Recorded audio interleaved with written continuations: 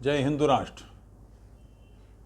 बड़ी मज़ेदार फोटो दिखाई दे रही है, आपने देखी होगी।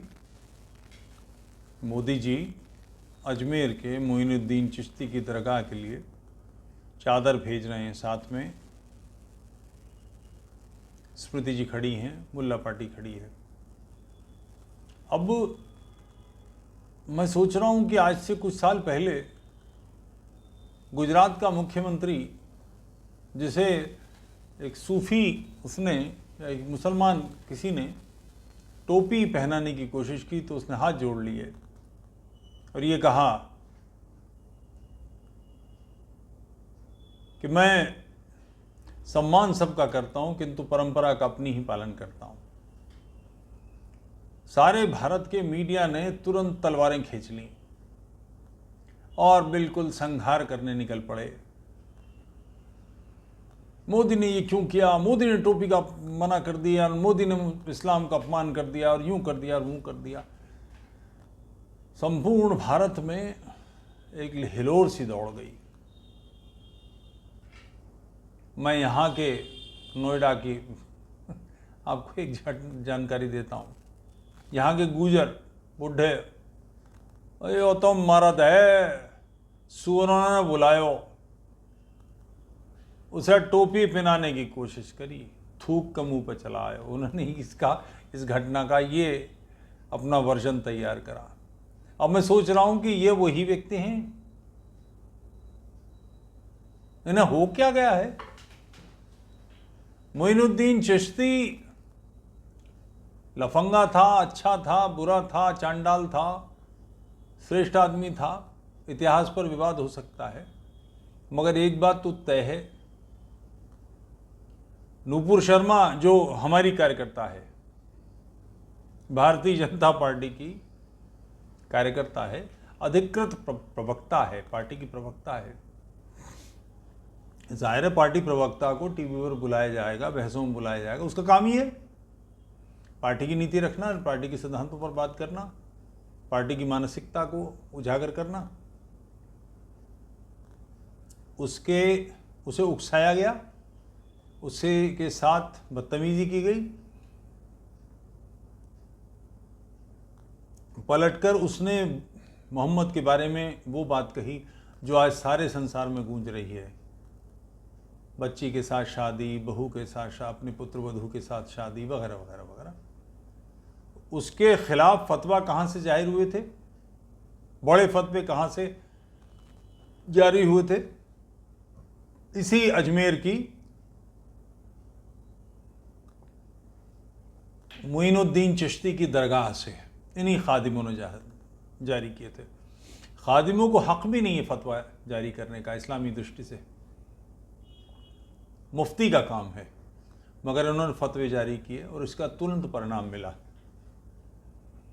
जितने ज़ायरीन आते थे अजमेर में मोइनुद्दीन चिश्ती पर, हिंदू ज़ायरीन, हिंदू दर्शक आते थे। हिंदुओं के गधेपन की कोई सीमा थोड़ी है। जाहिर है जो सड़क चलते पेड़ के नीचे एक पत्थर रखा हुआ हो, उसके पर कोई सिंदूर लगा दे, एक झंडी लगा दे, एक कोई बैठ जाए वहाँ उपासना करने, तो हिंदू वहाँ सर झुका के चलने लगता है।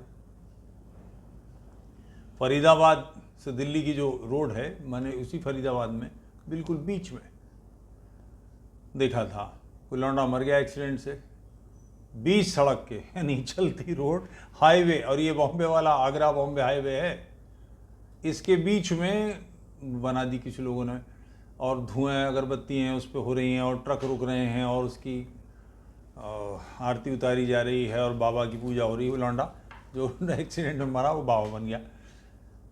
जाहिर है कि अथॉरिटीज़ ने एतराज़ किया कि सारा ट्रैफिक जाम होने लगा। उन्होंने हटाया, वो कुछ दिन बाद फिर आ गए। इस बार सख्ती के साथ हटाया, रोड के सामने उनको बसा दिया कि तुम वहाँ जाकर पूजा करो। वहाँ पूजा करने को तो कोई रुकने वाला नहीं था, खत्म हुई बात।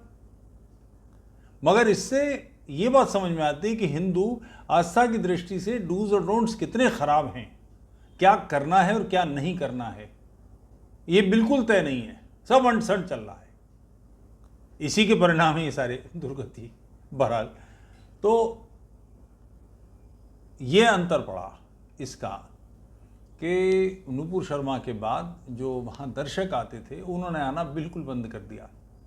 सारा धंधा अजमेर का हिंदुओं के बूते पे चलता है, वो धंधा चौपट हो गया। वहाँ से फिर माफ़ीनामे भी जारी हुए कि नहीं ये गलत बात है, ऐसा नहीं कहा जाना चाहिए, क्योंकि पेट पे लात पड़ी। पेट पे लात जो है वो पिछवाड़े पे लात होती है, मुंह के बल गिरता है आदमी, गिरे तो ये हंगामा हुआ। मगर आप तो पुराने लोग हैं, आपने चादर कैसे भेज दी? आप तो टोपी से इनकार करने वाले व्यक्ति थे, परंपराओं का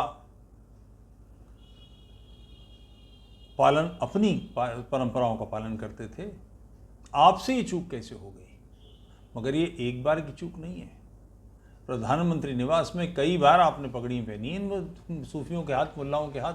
आपके अधिकृत बयान हैं कि इस्लामी आतंकवाद का इलाज सूफी मत है। आपने सूफियों का सम्मेलन कराया भारत में, और पाकिस्तान के ये जो बिल्कुल चांडाल हैं ये सारे ससुरे आए थे, जो ग़ज़वा हिंद पे जिनकी 10 तकरीरें नेट पे उपलब्ध हैं, वो हिंदुस्तान में बुलाए गए। कितने प्रसन्न होकर आएंगे वो, लेकिन गधों के पास आ रहे हैं। हम जिनकी जड़ें उखाड़ने का, जिनकी जड़ें काटने का, जिनकी घाट खड़ी करने का, जिनकी छप्पर में आग लगाने का, जिनकी बहन बेटी उड़ाने का, जिस गुलाम सेक्स स्लेव बना के बेचने का, जिनकी घर की लड़कियों की बेहुरमती करने का सपना देखते हैं, वो हमें बुला रहे हैं, हमें 5 स्टार होटलों में ठहरा रहे हैं, हमें बिजनेस क्लास के टिकट दे रहे हैं, हमारे पैर दबा रहे हैं, हमको पेमेंट मिल रहा है। आपको हो क्या गया है महापुरुष? जब आप जीत कर आए थे, सारे भारत में एक ललक थी, एक हिलोर थी कि छत्रपति शिवाजी के बाद हिंदू हृदय सम्राट दूसरा पैदा हुआ है। छत्रपति शिवाजी को भी इतना बड़ा क्षेत्र नहीं मिला।